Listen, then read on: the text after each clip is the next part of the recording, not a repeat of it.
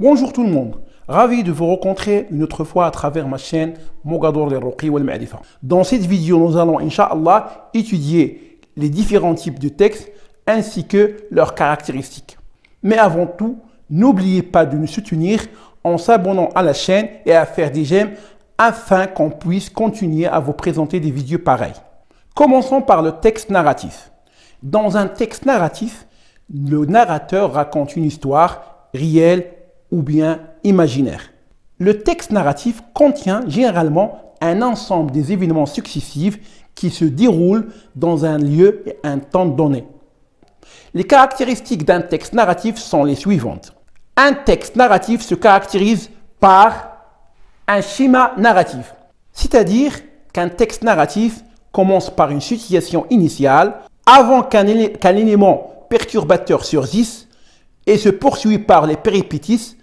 Ensuite, un élément de résolution apparaît et se termine par une situation finale. Aussi, le texte narratif se caractérise par des verbes d'action et de mouvement, l'utilisation des verbes d'action et de mouvement. Aussi, le texte narratif se caractérise par le temps des verbes. Le temps des verbes est le passé simple et l'imparfait et parfois le présent et le passé composé. Enfin, le texte narratif se caractérise par l'enrichissement des phrases par l'expansion, les substituts, l'utilisation des phrases complexes et des compléments circonstanciels et des mots de liaison.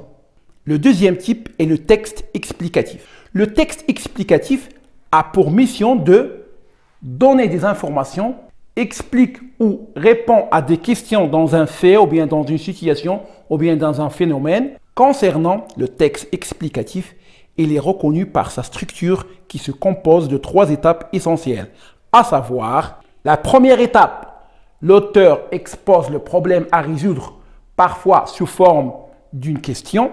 La deuxième étape, c'est l'explication proprement dite, ça veut dire la définition du dit problème. Quoi ici, la démonstration, comment, et aussi la justification, le pourquoi. Ça veut dire quoi, c'est quoi le problème, comment, en la démonstration, on essaye d'étaler le problème et de l'analyser, et le pourquoi, et on essaye de justifier pourquoi, les causes. Ensuite, la dernière étape, c'est la conclusion.